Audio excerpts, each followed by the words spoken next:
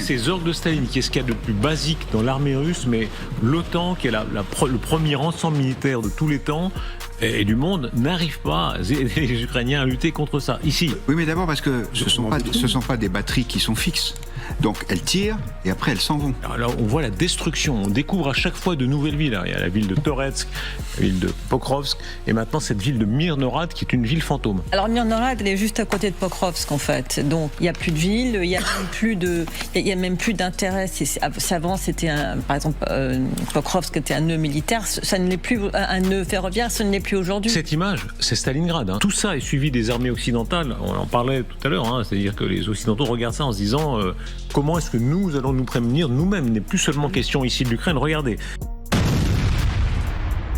Votre regard sur ces images-là qui en disent tellement sur le rouleau compresseur russe qui a continué à avancer. On est en train de parler de vieux équipements qui datent de la seconde moitié du siècle dernier, que actuellement, ça a juste été un peu mis à jour par la Russie, mais l'OTAN n'arrive pas à stopper. Il y a quoi à dire après ça? Les Russes ciblent particulièrement les pilotes de drones ukrainiens parce qu'en fait, ça leur permet de ce type de frappe. En fait, vous frappez des centres de commandement. Dans les récents aveux d'échec du bloc occidental, dans leur guerre par procuration en Ukraine, ils sont bien obligés finalement d'admettre un certain nombre de choses. Donc dans la suite de leur logique, d'avouer qu'au final, ils n'étaient pas si puissants que ça et ne maîtrisaient pas aussi bien la situation que ça, nous avons là les images de villes, Pokrovsk et environnants, complètement rasées. Et eux-mêmes posent la question, qui peut stopper la puissance de feu russe? C'est à qui que vous posez la question? Vous n'aviez pas anticipé ça avant? Écoutons ce qui se passe. Regardez ces images qui montrent cette Russie à l'offensive, tous azimuts, en matière de bras de fer nucléaire, en matière terrestre. Ces images sont vertigineuses. On est là dans cette région de Myrnorad. Dites-nous un mot de ça, s'il vous plaît. Samantha de Bender nous avait rejoint. Cette région qui, alors, on voit la destruction. On découvre à chaque fois de nouvelles villes. Il y a la ville de Toretsk, la ville de Pokrovsk, et maintenant cette ville de Myrnorad qui est une ville fantôme. Alors, vous réalisez que tout ça, c'est principalement dû au fait que vous poussez les Ukrainiens à ne pas abandonner la guerre. Au contraire, vous les poussez même à continuer la guerre. Et maintenant, c'est vous qui titrez « L'armée russe laisse tout en ruine ». À un moment donné, vous voulez qu'ils fassent comment? Il faut bien qu'ils puissent, par leurs actes, prouver qu'ils ne sont plus en train de plaisanter. Mais là, j'ai l'impression en fait que le bloc occidental est dans une sorte de matrice psychologique très profonde. Et dans cette matrice, ils aimeraient que tout aille dans leur sens. Et une fois que ça ne va pas dans leur sens, peu importe ce qui se passe, ils s'en plaignent. C'est-à-dire, la Russie, depuis le début, vous fait comprendre qu'autant mieux faire la paix. Accord de Minsk 1, vous refusez. Accord de Minsk 2, vous refusez. Accord de cessez-le-feu de 2022, vous refusez. Toutes les possibilités d'accord entre 2022 et 2025, vous refusez. Récemment encore, avec ce qui s'est passé en Alaska, vous refusez. Mais lorsque la Russie décide de montrer les crocs, de sortir les griffes et de démontrer qu'à un moment donné, ça épuise les ressources. Donc, il faut aller vite. C'est là que vous montrez des villes détruites et essayez de présenter une situation calamiteuse dans laquelle la Russie force l'Ukraine à être, alors qu'il aurait suffi de base de refuser cette guerre, de signer les accords et de continuer tranquillement. Travailler sur l'économie, le bonheur des peuples, je sais pas, l'évolution technologique et voilà. Mais non, c'est trop demandé. Vous voulez absolument pouvoir mener votre guerre par procuration. Voilà donc le résultat. Myrnorad, elle est juste à côté de Pokrovsk en fait. Donc, les deux villes ont été attaquées et assiégées en même temps depuis plus d'1 an maintenant. Et beaucoup de gens sont d'accord pour dire que ce soit Myrnorad ou bien Pokrovsk, il n'y a plus de ville. L'ambiance sur le plateau est maintenant très triste. Il y a encore quelques mois, c'était vraiment de toute façon, la Russie n'avance pas. La Russie n'avance pas d'un pas. Maintenant, c'est les bégayements. Elle bégaye avant de parler, puis explique tout simplement que les deux villes n'existent plus. Quand les premières informations circulaient, c'était non, bien sûr que non. Pokrovsk n'est pas tombé, Pokrovsk est en pleine forme. Bon, voilà donc. Parce que la propagande, à un moment donné, ne s'arrête jamais chez vous. Il faut des images comme ça de villes fantômes pour que vous puissiez finir par admettre que Pokrovsk est en ruine, Myrnorad est en ruine, ainsi que les villes alentours. Tout a été récupéré. Il n'y a plus de ville, il n'y a même plus d'intérêt. Avant, c'était par exemple, Pokrovsk était un nœud militaire, ça ne l'est plus, un nœud ferroviaire, ce ne l'est plus aujourd'hui. Cette image, c'est Stalingrad, ça fait penser à une petite ville. Moi, je vais vous dire que ce n'est plus Stalingrad. Ça fait 4 ans presque qu'on voit des images comme ça de villes ukrainiennes. Malheureusement, ces villes ukrainiennes sont en train de créer une nouvelle norme de la destruction et de l'horreur de villes détruites et de vies civiles surtout perdues.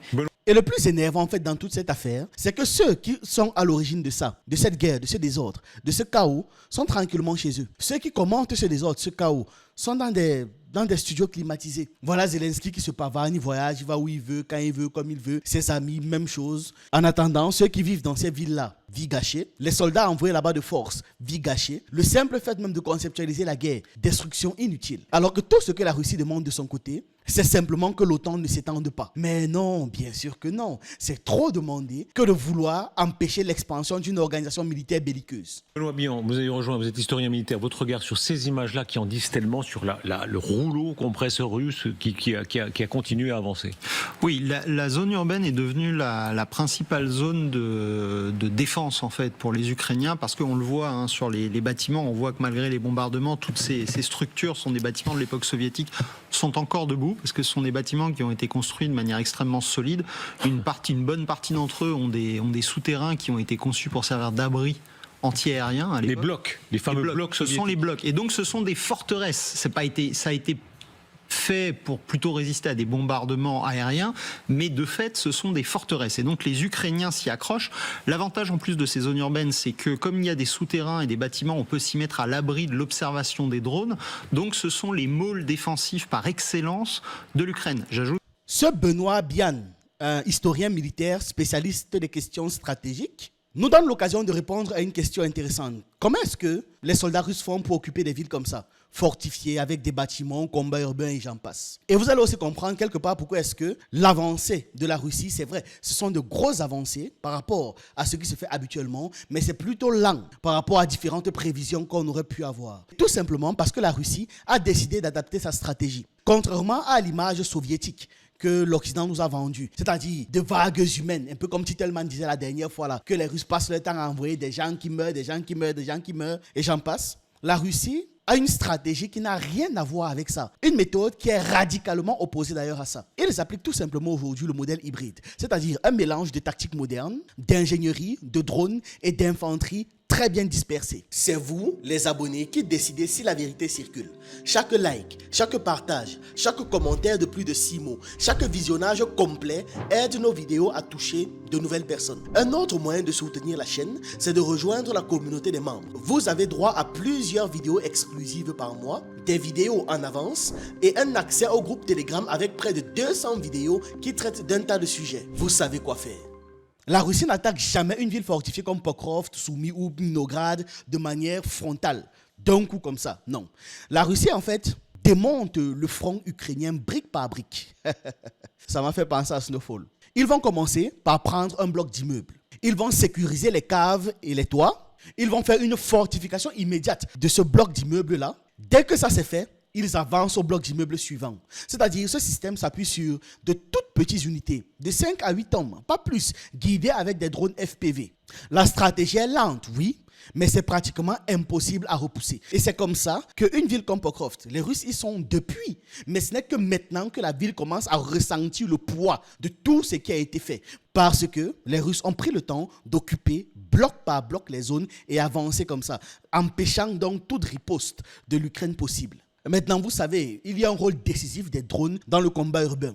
C'est littéralement un œil qui permet de tout voir jour et nuit et qui voit tout constamment. La Russie utilise une densité de drones jamais vue. Quand je parle d'une densité de drones jamais vue, c'est la Russie utilise des milliers de drones sur le champ de bataille. Les drones kamikazes FPV, les drones de reconnaissance, les drones de relais, les drones charge utiles. Ils utilisent une densité colossale, phénoménale de drones. Ils arrivent en fait à quadriller la ville rien qu'avec des drones. C'est énorme. Je parle de chaque rue, chaque fenêtre, chaque escalier est surveillé par un drone russe. Donc, un soldat ukrainien qui bouge, il est repéré en moins de 10 secondes. Et il n'est pas repéré par un drone, mais par une dizaine de drones qui naviguent dans la zone. Ensuite, un FPV arrive pour le neutraliser, ou alors un lance-grenade automatique tire, ou vous voyez à plusieurs mètres un mortier qui ajuste le tir pour pouvoir frapper dans une région. L'Ukraine, elle, manque de munitions et manque de ses propres drones. Ils ne peuvent pas riposter à la puissance écrasante de la Russie. Mais quand ils parlent de qui peut stopper la puissance de feu russe, ils n'ont pas tort.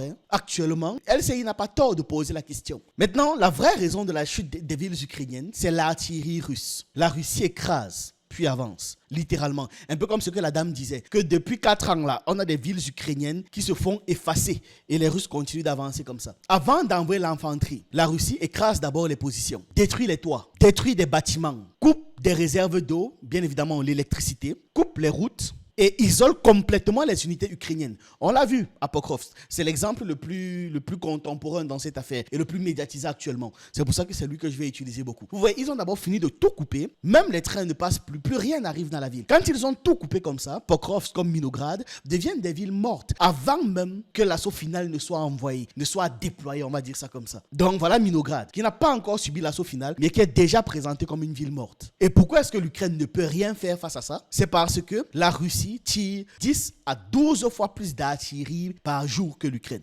Donc, même avec les obus occidentaux, les Ukrainiens tirent moins.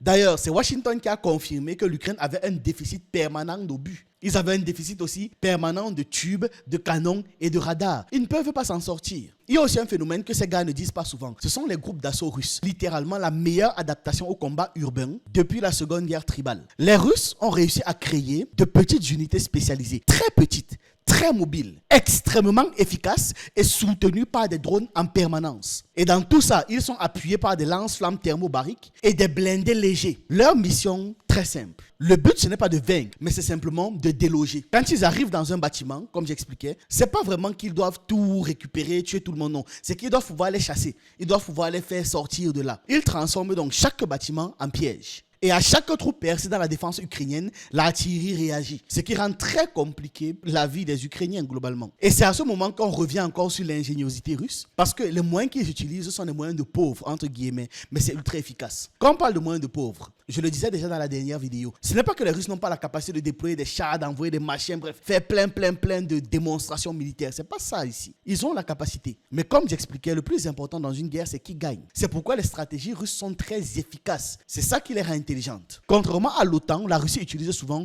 des véhicules civils, des motos, des quads, des pick-up bricolés, des munitions simples, des drones low cost, très moins chers. Et la Russie, sur le champ de bataille, improvise en permanence, tout le temps, constamment en train d'improviser. Ces moyens paraissent pauvres, réduites, négligeables même par les journalistes occidentaux, leurs analystes ou encore leurs militaires. Parce qu'ils veulent bien nous présenter qu'ils sont forts, qu'ils sont impressionnants. Mais le problème, c'est à la fin de la journée qui gagne. Ces moyens-là ne coûtent presque rien. Les drones FPV, c'est entre 350 et 600 euros. Lorsqu'un drone de 350 euros détruit un char qui coûte plusieurs millions d'euros, qui gagne? L'équipement russe est produit en masse, rapidement. La Russie fabrique des milliers de drones par mois. L'Ukraine, c'est 10 fois moins. Et en plus, les Ukrainiens dépendent des étrangers. L'utilisation des armes russes, de l'équipement russe, de la tactique russe est dictée par le terrain. C'est pour ça qu'il faut constamment improviser. Parce que vous êtes là derrière vos bureaux, n'est-ce pas? Vous faites des stratégies. Sur le terrain, il y a d'autres réalités. Donc, c'est beaucoup plus pertinent d'avoir une armée capable de constamment se mouler, se modeler, que d'avoir des gars psychorigides qui se disent « Ok, on a prévu ça, on va faire ça, même si le plan il échoue. » Voilà la différence. Et c'est pour ça que l'Ukraine ne peut pas stopper la puissance russe, même avec l'aide occidentale. Il manque d'artillerie. Les stocks occidentaux sont presque vides. L'OTAN n'a pas été conçue pour des guerres longues. Elle n'a aucune production suffisante pour survivre à la cadence russe. L'Ukraine manque d'hommes. La Russie mobilise beaucoup plus, produit beaucoup plus. L'Ukraine a de son côté une population plus petite, beaucoup plus d'hommes morts inutilement, beaucoup plus de désertion, beaucoup plus d'épuisement général. L'Ukraine dépend à près de 80% des livraisons étrangères, c'est-à-dire toute la guerre. Si j'arrive là et je vous dis, ok, je vous propose une mission, et dans cette mission, on n'a que 20% de chances de survivre, vous acceptez, sachant qu'il y a 80% de chances qu'on décède, c'est la même chose ici. L'Ukraine, toute son armée, tout son armement repose 80% sur le bloc occidental, qui lui-même ne s'en sort déjà pas. Sans l'Occident, l'armée ukrainienne s'effondre en quoi? 2 semaines, 1 semaine. Ça, c'est selon le Pentagone. Ce ne sont pas mes chiffres, hein. C'est le Pentagone qui l'a dit. Avec l'Occident, elle résiste, mais ne gagne pas et se fait gratter du terrain à chaque fois. La guerre pourra mettre 1 an encore, 2 ans encore, 3 ans encore. Mais ce qui est sûr, c'est que l'Ukraine va continuer de reculer. La Russie, de son côté, a appris de Bakhmout. Elle a transformé chaque erreur en doctrine, littéralement. Utilisation massive de drones. Commandement décentralisé. Adaptation constante en fonction des réalités du terrain et fabrication accélérée d'armes simples. L'Ukraine ni le bloc occidental n'a de solution face à la profondeur stratégique russe. Donc tu peux frapper un dépôt russe, ok, ça fait des dégâts. Mais les Russes en ont 40 autres, plus à l'abri, plus en sécurité. Pour petit rappel, la bataille de Bakhmout, c'était une bataille qui a été très très traumatisante pour les Russes, parce que c'est une bataille qui a fait tomber toutes les illusions de la Russie. C'était une victoire très coûteuse, presque inutile et surtout révélatrice. Ça n'avait pas été une bataille longue, mais ça avait été un miroir en fait très brutal de toutes les faiblesses de la Russie. Mauvaise communication, manque de drones, manque de reconnaissance, infanterie très mal coordonnée, perte massive pour des gains très minimes, un commandement rigide, une logistique lente et une très mauvaise protection contre les snipers et les drones ukrainiens. Ça avait été un traumatisme terrible. C'est ça qui avait marqué Moscou. Et donc à partir de là, quand Moscou s'est restructuré, d'ailleurs en éliminant tous ceux au sein de l'État et de l'appareil militaire qui étaient un peu nuisibles, vous avez vu comment ça a été relancé. Donc, d'un côté, on a la Russie qui sait recapter ses erreurs pour corriger les différentes trajectoires. Or, du côté du bloc occidental, on a des gens qui prévoient et qui s'asseyent. Si leurs prévisions ne concordent pas à la réalité, c'est pas bien grave. Ils poursuivent quand même. Que depuis 2014, les Ukrainiens ont fortifié toutes ces villes et donc ce sont forcément les lieux où se déroulent les combats les plus durs parce que à chaque fois, les Ukrainiens s'y accrochent, c'est normal parce que ce sont des zones où ils peuvent se protéger et les Russes forcément essayent de les prendre d'assaut parce que ça leur permet de conquérir des positions cruciales pour ensuite progresser et grignoter petit à petit la fine fleur de l'armée ukrainienne. Quelle est la logique militaire? Général Richoux, on amène des précisions. Avant l'invasion, 47 000 personnes vivaient là, dans ce qui est devenu maintenant des ruines. Aujourd'hui, il reste des ruines et effectivement quelques familles visiblement qui tentent de survivre là. Il n'y a plus ni électricité, ni eau courante, ni chauffage. Et dans bien des cas, ça reste comme ça des mois avant que... Quelle est la logique militaire? Alors, du côté des Russes, c'est plus une logique politique, c'est-à-dire... C'est faux. Du côté des Russes, ce n'est pas plus une logique politique, c'est une logique militaire. Attends, finis ton argument, ensuite on en parle. Mais déjà, le postulat de base, il est faux. La récupération de Minograd ou encore de Pokrovsk, ce n'est pas une logique politique, mais militaire. C'est-à-dire que Pokrovsk, ça permet d'aligner tranquillement, à terme, les frontières de l'oblast de Donetsk sur les frontières qui ont été annexées à la Fédération de Russie. C'est ça la principale vertu. En quoi est-ce que ça, c'est donc politique ? Vu que dans les objectifs de cette guerre, il y a les annexions territoriales, ce n'est donc pas politique. Ce n'est donc pas que politique, c'est surtout militaire. Mais côté ukrainien, il n'y a pas meilleur terrain défensif que le combat en localité et le combat urbain. Véritablement, c'est là que l'on peut arrêter avec des forces notablement inférieures, une force supérieure en nombre, en munitions, en logistique, etc.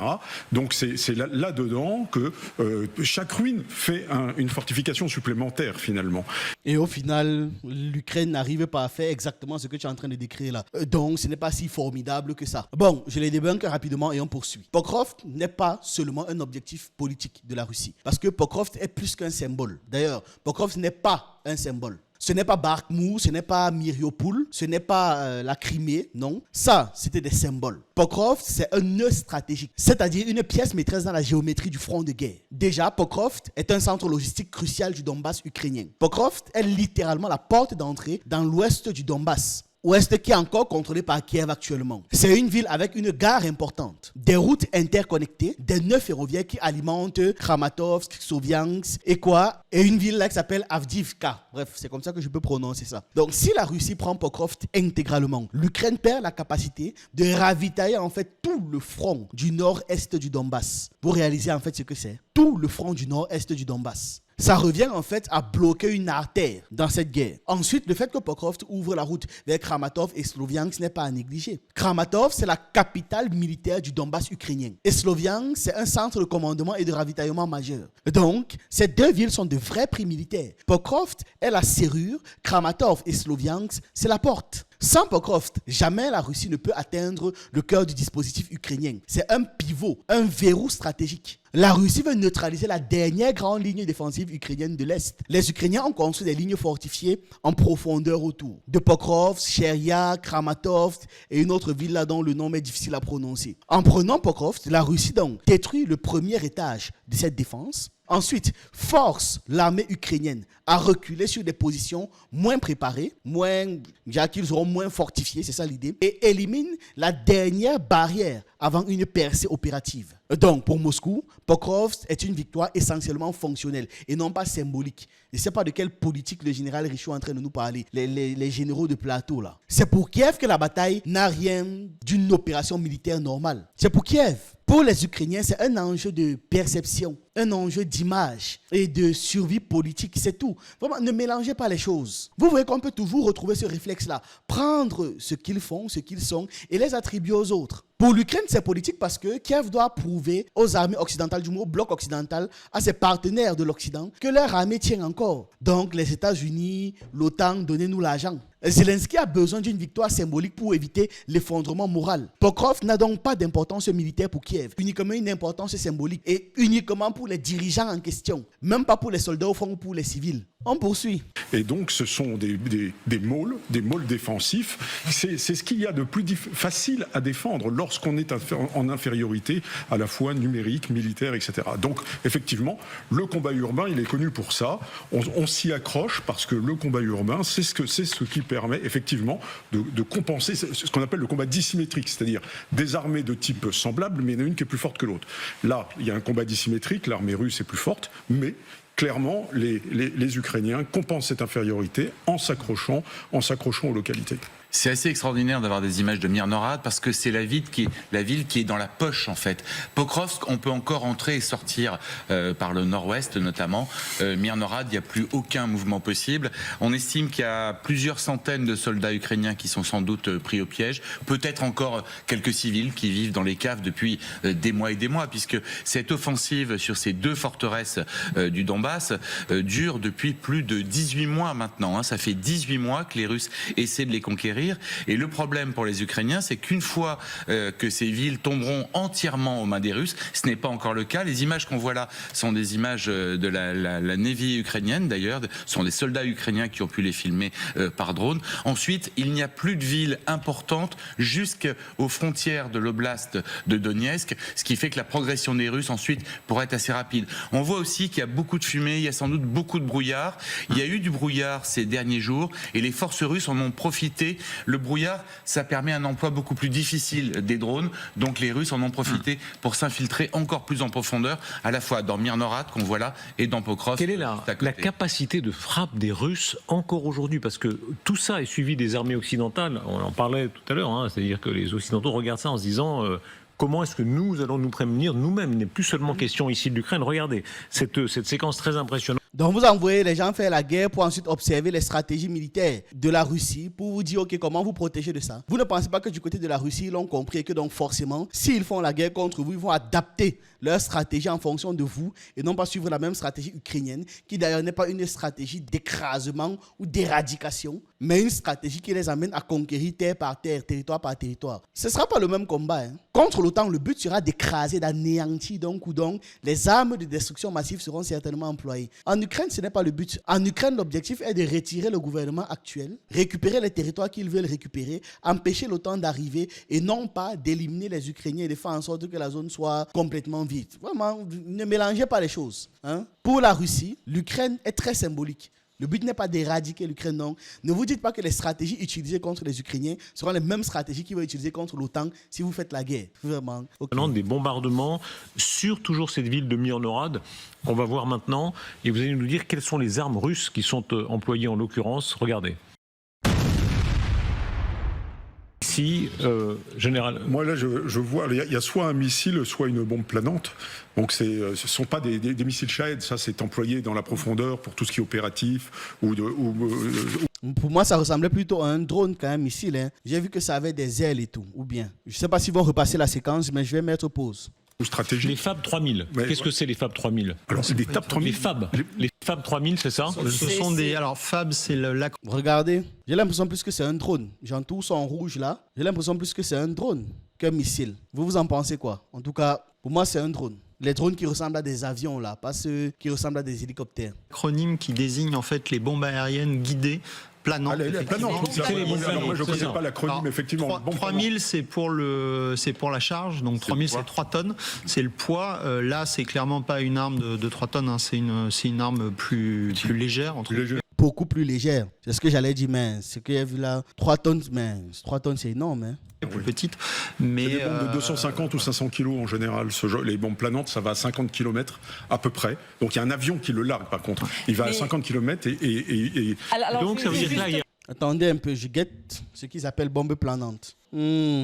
Ça ne ressemble pas trop, mais bon. C'est déjà plus proche que ce à quoi je m'attendais, surtout ceci ici. Bref, on poursuit. Il y a un avion russe qui s'est approché à 50 km et qui a largué cette bombe. Alors justement, l'Institut des études de la guerre, ce think tank américain, a récemment expliqué que d'après leurs recherches, d'après ce qu'ils ont pu récolter du champ de bataille, c'est que les Russes aujourd'hui sont en train de modifier ces fameuses bombes planantes en mettant dessus des petits moteurs d'avion qui leur permettent d'aller plus loin. Donc ils peuvent tirer depuis plus loin. Et ces bombes planantes donc, ont donc augmenter leur capacité d'aller. Mais pardon, qu'est-ce qui frappe ici? Puisqu'on comprend, on a l'impression qu'il n'y a plus rien à détruire. Pardon, c'est affreux à dire, mais qu'est-ce qui frappe? Il y a forcément des soldats. Des soldats ukrainiens. Ça peut être des soldats retranchés dans ce bâtiment, donc ils tapent le bâtiment. Les Russes ciblent particulièrement les pilotes de drones ukrainiens parce qu'en fait, ça leur permet de ce type de frappe. En fait, vous frappez des centres de commandement, vous frappez soit des positions défensives extrêmement dures à prendre d'assaut, ou aussi les Russes ciblent systématiquement les pilotes de drones ukrainiens, parce qu'en fait, si vous tuez les pilotes, les drones ne peuvent plus cibler les soldats russes, et donc ça leur permet de progresser. Donc en fait, il y a une combinaison, vous parliez de la puissance de feu des Russes, entre les drones, l'artillerie et l'aviation, qui est utilisée de manière conjointe pour progresser ensuite. Expliquez-nous ce qui se passe. C'est-à-dire, on a d'un côté l'OTAN, c'est l'alliance militaire la plus puissante de l'histoire, la plus riche aussi, c'est le PIB cumulé de l'OTAN est colossal. 1500 milliards de dollars à peu près, dont 1000 qui viennent des Américains, donc vous voyez le budget militaire. Tout le reste, c'est 500 milliards. Bah, c'est pas mal. Bah, c'est pas mal, mais c'est quand même 32 pays. Il y en a un qui fait 1000 milliards de dollars et l'autre qui fait les 500 milliards restants. Et les 31 autres qui font les 500 milliards de dollars restants, oui. D'accord, mais les Russes, c'est quel pays? Combien de milliards? 300, ils en sont à 125 milliards, me semble-t-il. Voilà. Alors comment? Expliquez, aidez-nous à comprendre. Il y a un problème de parité de pouvoir d'achat, ils payent ça en roubles, etc. Ouais, tu n'es pas là pour nous faire des justifications de quoi que ce soit, on avance. Tu es là d'abord couper la parole au journaliste quand il était en train d'essayer de nous expliquer des trucs. Oh, quitte devant nous. La facture n'est pas tout à fait la même. Enfin, quand même, on a d'un côté 1500 milliards, de l'autre côté ça. Il y a les sanctions, il y a tous les efforts qui ont été faits. Quand même, l'OTAN, c'est quelque chose. Mais on n'est pas en guerre. Malgré ça, regardez la séquence, la Russie continue à utiliser des armes, hélas pour les Ukrainiens, avec force.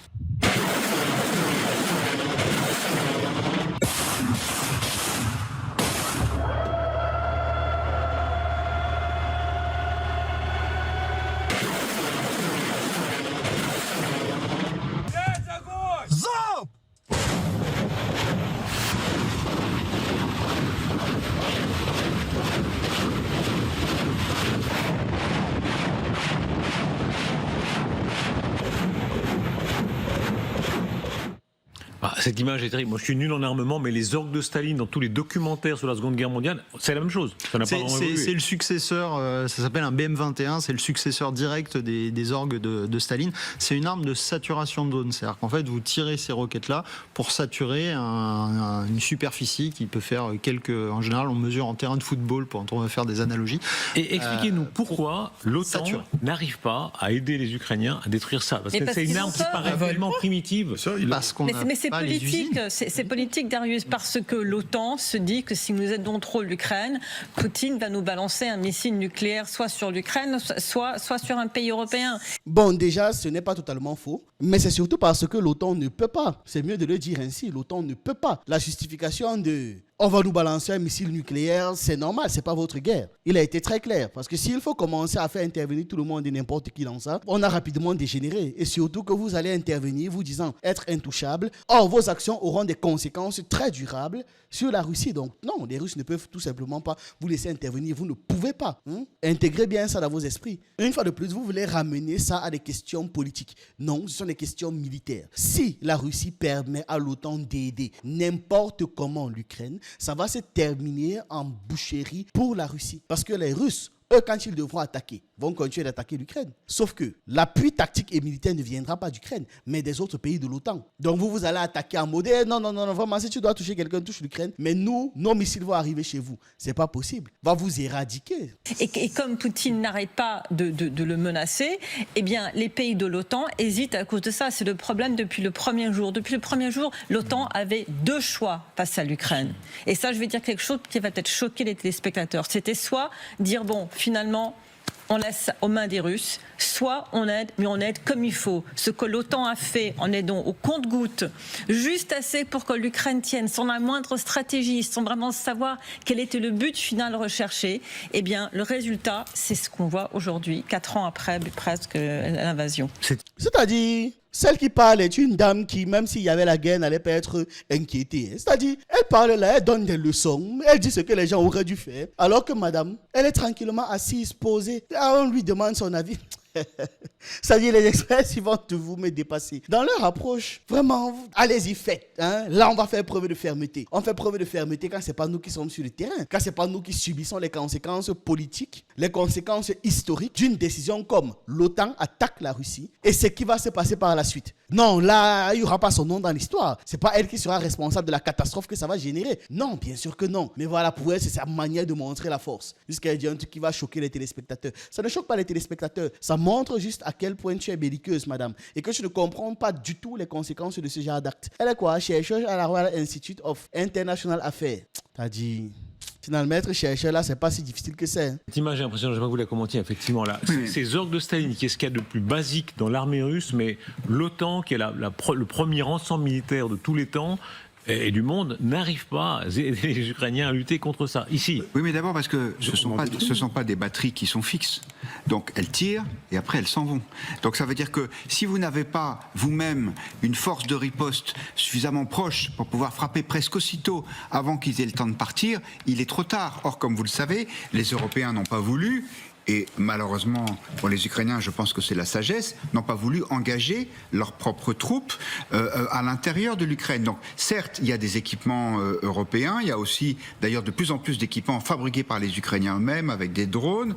Quel équipement de plus en plus fabriqué par les Ukrainiens alors que chaque jour, on explose leurs usines? Arrêtez de mentir, s'il vous plaît. Mais l'avantage de ce genre de dispositif, c'est d'ailleurs le cas aujourd'hui de tous les dispositifs d'artillerie, y compris les canons César qui sont installés sur des camions qui bougent, c'est que ils ne restent pas. Donc ils sont extrêmement furtifs et avec l'aguerrissement, au bout de 4 ans de conflit, les Russes savent très bien au bout de combien de temps est-ce qu'ils doivent dégager, où est-ce qu'il faut qu'ils aillent se planquer.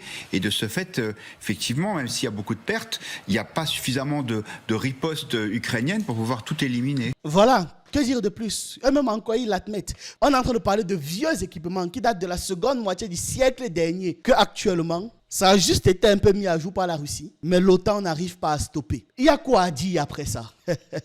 Chacun s'est déjà fait sa conclusion. Bref, c'est ce que j'avais à partager avec vous dans cette vidéo. Dites-moi ce que vous en pensez en commentaire. J'attends vos avis, vos analyses et on se retrouve une prochaine fois.